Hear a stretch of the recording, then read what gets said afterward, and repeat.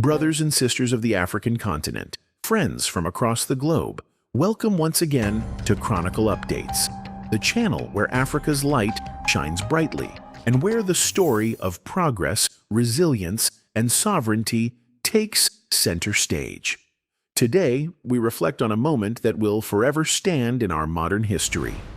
In September 2025, Mali defied the odds, broke a siege once thought unbreakable, and reclaimed a sense of dignity and safety in the Sahel. This is not only the account of a military success or the return of hostages. It is the story of a nation choosing courage over fear, unity over division, and hope over silence. If you believe Africa's stories deserve to be told with pride and balance, kindly tap the like button so more people can discover this message. Your support helps this channel continue telling the inspiring stories of our continent. For years, the dusty roads between Kayes and Nioro du Sahel carried more than goods. They carried anxieties. Truck engines cooled on the shoulders of deserted routes. Markets fell quiet as shop owners weighed risk against livelihood. Families postponed weddings and funerals, waiting for a day when travel would no longer be a gamble. Fear took root in daily routines. Sovereignty felt like a word printed in a distant document, while life in the villages was negotiated at roadside checkpoints, where faceless men with rifles tried to make their rules the only rules that mattered. Then, one day, the whisper turned into a shout. News broke that 6 Senegalese drivers had disappeared near Nioro du Sahel. At first, denial spread faster than facts, but as hours passed, the truth grew harder to ignore. There had been an abduction on Malian soil. Panic widened. Roads emptied. The normal rhythm of the region slowed to a halt. And yet, within days, something powerful shifted. The Malian armed forces moved decisively. They cleared barricades, struck at hidden camps, and returned those drivers alive to their families. What had seemed permanent, the grip of fear, began to loosen. In villages shadowed by neem trees, officers spoke not in grand rhetoric, but in simple language everyone could understand. We move together, we watch together, we protect together. The message was grounded and clear. Unity and vigilance were not slogans. They were lifelines. In that moment, sovereignty was no longer an abstraction. It was a living partnership between farmer and soldier, trader and officer, family and state. Operations gathered pace. Drones scanned bushlands and dry riverbeds. Patrols moved like a connected web rather than isolated dots on a map. Convoys no longer crept timidly. They advanced with purpose. Strikes targeted more than fighters. They exposed fuel caches, weapons stores, and the logistics that allowed fear to travel. When a plume of smoke rose over the horizon, villagers did not flinch as before. They exhaled. For the first time in months, the sky's fire stood for justice, not terror. Place names once spoken in whispers, Lamaine, Yonghain, Cardiel, reappeared in conversation with new meaning. Where silence and dread had settled, people now found reasons to hope. The hostages, returned and shaken but alive, told stories of blindfolds, night walks, and whispered prayers. They remembered the moment they heard soldiers calling their names. For them, the flag was not cloth. It was the sound of rescue. A driver in Kayes put it plainly. When I turned the key of my truck, I felt Mali itself breathe again. This was never only a military story. It was the reopening of life. Markets clattered back to motion. Children rehearsed classroom songs, and farmers read the soil again. Where fear had been measured in missed journeys, hope was counted in reopened stalls and engines warming at dawn. The shift was practical and profound. Sovereignty revealed itself not in speeches, but in everyday normalcy returning to families and communities. And it was not only Mali's story. Across Ouagadougou and Niamey, people watched closely. The alliance of Sahel states, a shared rope of destiny between Mali, Burkina Faso, and Niger, felt more than a headline. It felt like a hand held tighter. In the Sahel, if one strand frays, the whole rope weakens. But in September 2025, that rope showed new strength, stitched by courage, collaboration, and the collective will to keep roads open, markets alive, and villages hopeful. None of this came without cost. Families mourned loved ones. Soldiers returned with scars, some apparent, some hidden. Communities relieved still carried memories of whispers at night and journeys postponed. Yet within this reality, the narrative had changed. It was no longer a tale of helplessness.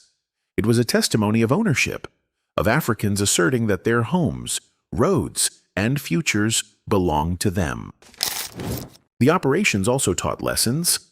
First, that momentum matters. In the Sahel, timing and tempo are as critical as terrain. Waiting and reacting seeds ground to fear, coordinating intelligence, moving with speed, and protecting communities reclaims that ground. Second, that unity is a multiplier. Terror fragments communities. Cooperation binds them. When villagers share information with those who protect them, when neighbors alert neighbors, and when the state shows up reliably, the chain of trust grows stronger than any chain of intimidation. Third, that dignity is power. When traders open their stalls without glancing over their shoulders, when families travel without calculating escape routes, when children learn without listening for distant explosions, a nation's morale rises. And morale is a currency as valuable as any resource. There will be questions. Can the pace be sustained? Can patrols continue to secure the roads from Kayes to Nioro du Sahel and beyond? Can communities keep sharing information and resist the pull of fear? These are honest questions. Yet, even as they are asked, we should recognize what has already changed: the balance of confidence. For too long, anxiety sat in the driver's seat.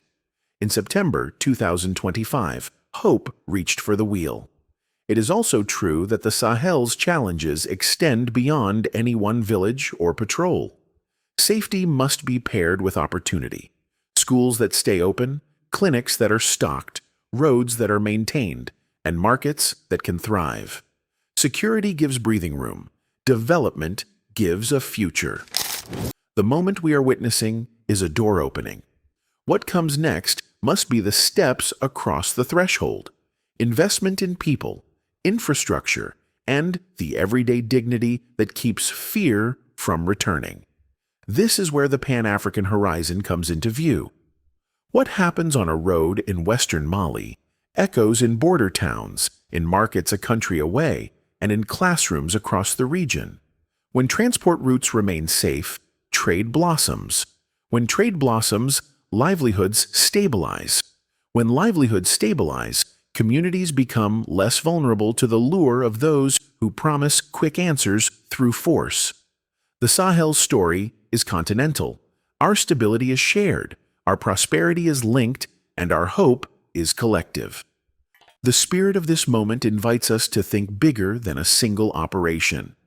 It calls us to imagine corridors of safety that stretch across borders, information networks built on trust, and an economy where farmers can bring onions from rural fields to urban stalls without anxiety.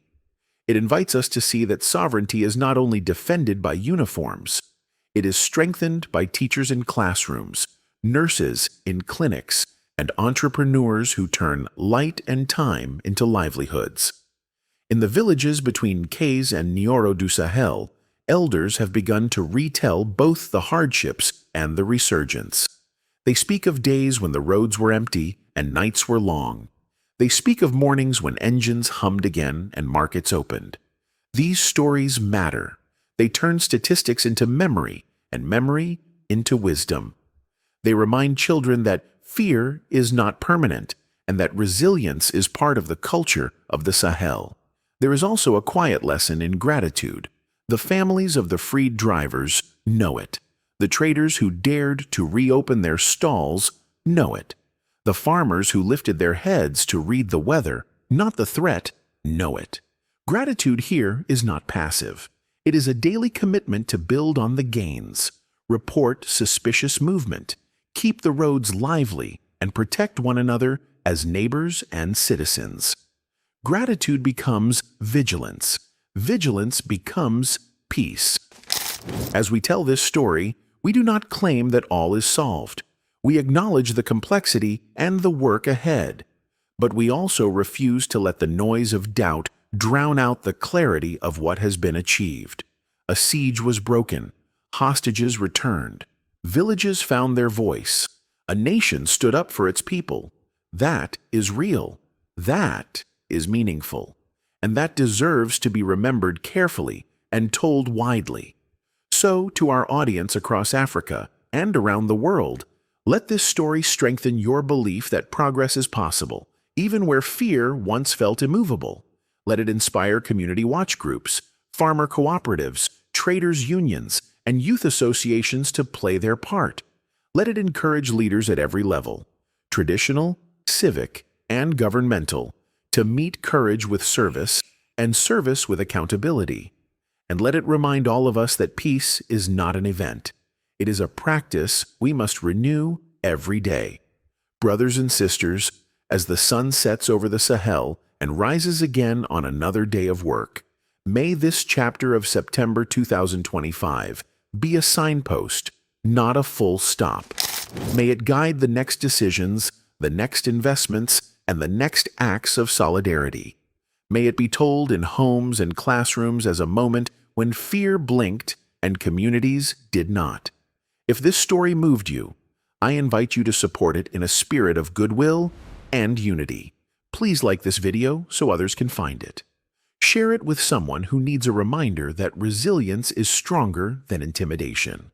Subscribe to Chronicle Updates so we can keep amplifying stories of progress, healing, and hope. And let our call to action be diplomatic, compassionate, and rooted in care. May peace and safety grow in Mali, in Burkina Faso, in Niger, across Africa, and indeed across the entire world. May those who protect communities be guided with wisdom. May families find livelihood without fear. May leaders everywhere choose dialogue over division, compassion over cruelty, and justice over indifference. From Cays to Nioro du Sahel, from the Sahel to every region where people long for ordinary days filled with work, learning, faith, and joy. We offer our prayers for Africa and for all humanity. May roads stay open, markets stay busy, children's songs stay loud, and hearts stay brave. May unity be our daily language and dignity our shared inheritance. Long live African resilience. Long live African unity. And long live the spirit of peace that we pray will blossom across our continent and the wider world.